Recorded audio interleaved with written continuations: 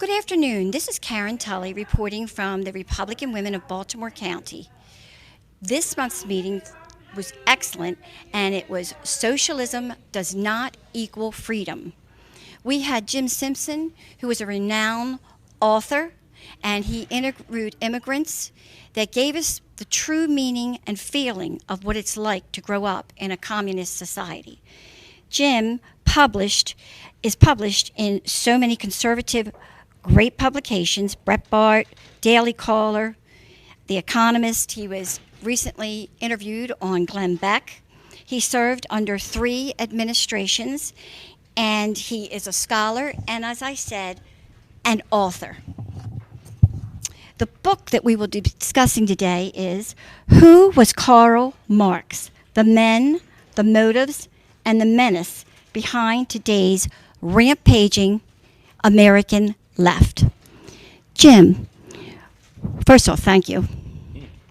Second, I really like listening to you, and so many other people do, because you back your facts up all the time. Yep.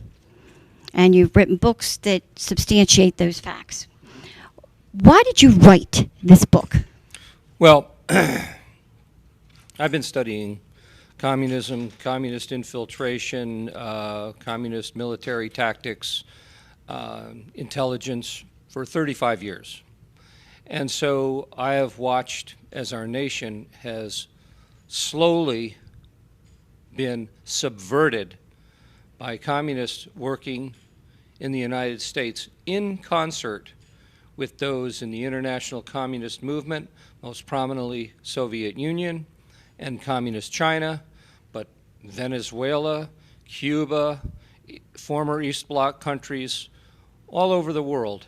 And the idea that they have come up with is to subvert our nation rather than confront it directly militarily, because that could be really bloody.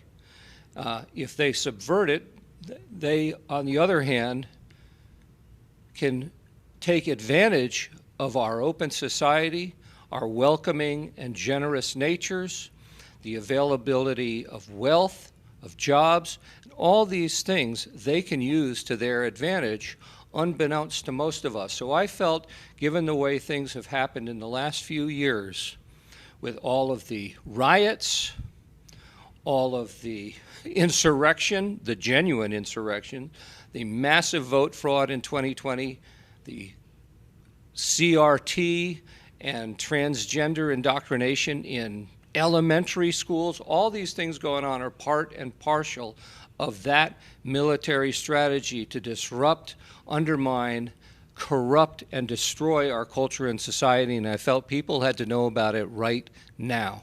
And I think that one of the things that you do so brilliantly in the book is to go through the history.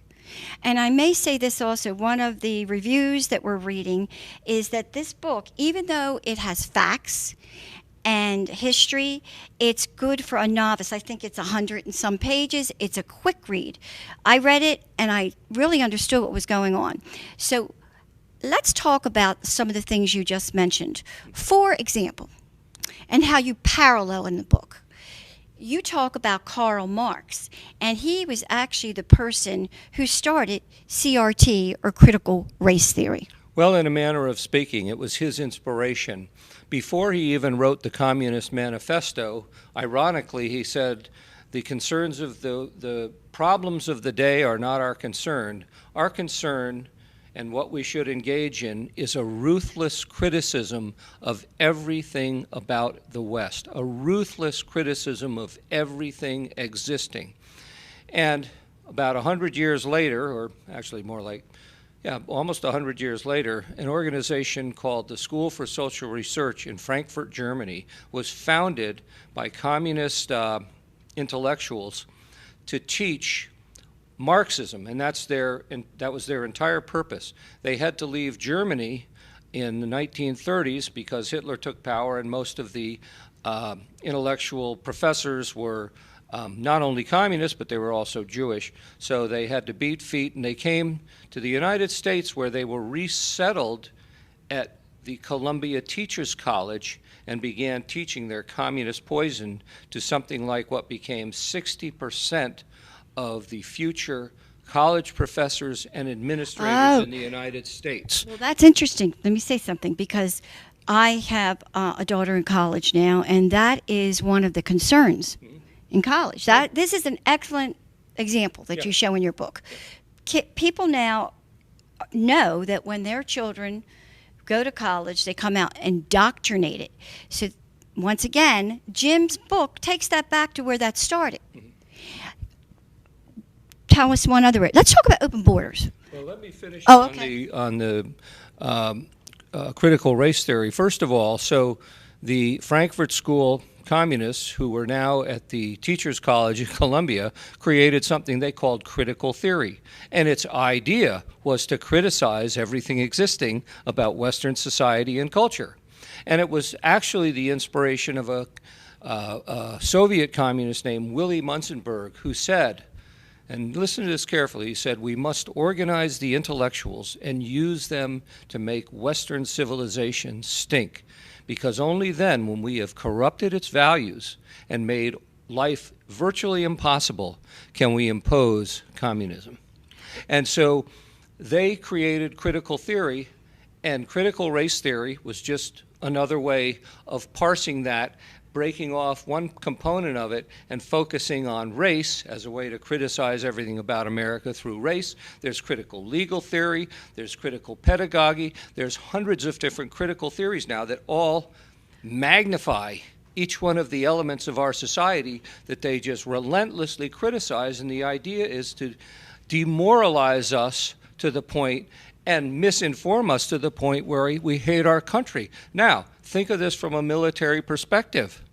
Do you think most of the wokesters in this country are going to go fight for it? No. And that's why. Well, I have a quick question for you. You mentioned the intellectuals, the teachers. Don't they see, one of Marx's things is to, in order for the elite to get to the top and control the world, they use the common man. Don't the professors see that, Jim? Well, no, I think the professors do, and most of the professors are also communists or socialists, and they all see a glorious future in it because none of them have actually really experienced communism, but they think, and this is the thing, and why he says intellectuals, you know, in quotes, that's not an actual description of the people. That's more like a job description. These people think of themselves as smarter than everybody else. And how do you get people like that to do what you want? You flatter them. You tell them they're smarter than everybody else. And you know what? They'll try to square a circle to make your compliment the truth. You talk about cultural terrorism. It's pride. The first sin. Yep. You talk about cultural terrorism, and they want to look at a utopian society. Right. Well, cultural terrorism means a lot of different things, but the guy who invented the term was a Hungarian Bolshevik communist who was the Minister of Culture in the Hungarian Soviet Republic in 1919. And as the Minister of Culture, he created a program he called cultural terrorism. And guess what it was?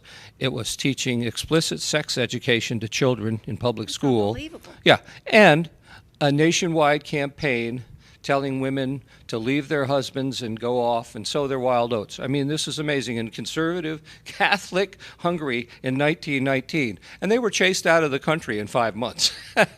But that's where it came from. And he was one of the inspiration. He was one of the people also who inspired the Frankfurt School, the School for Social Research that was founded in 1923 in Frankfurt, Germany.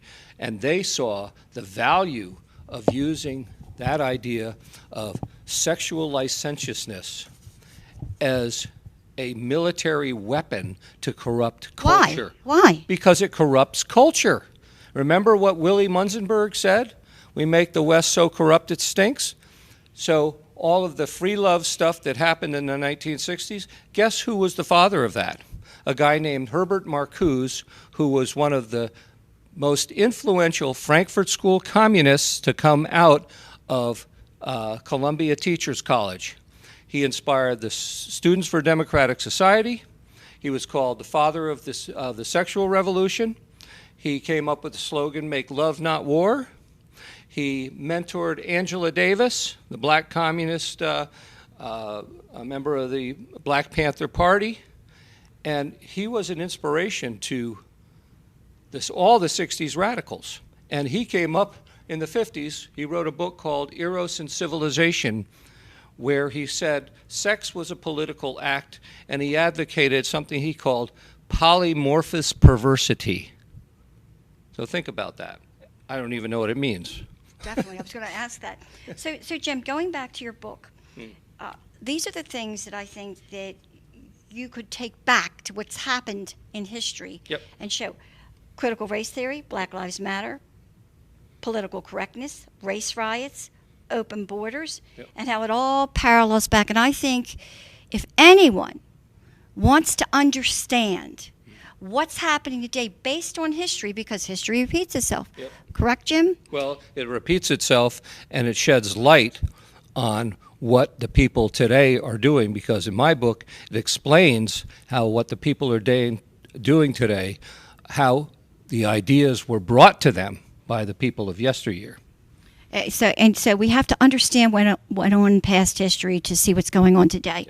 So I want to thank you, Jim. Where can people find information on you in order to learn more? And then we'll talk about how they can get your book, which I know is selling out at this point. So where can they contact you? Well, they can go to Amazon.com to get my book. They can go to my website, which is crisisnow.net.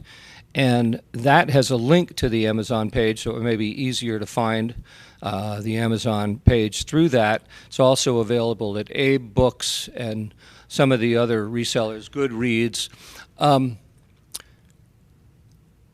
And if they want to contact me, they should go to my Facebook page, which has a picture of me in a suit like this with a microphone, and follow me on Facebook or friend me on Facebook or Twitter, and then message me, and we'll get in contact. And I'm happy to speak to any group that wants to hear more about this.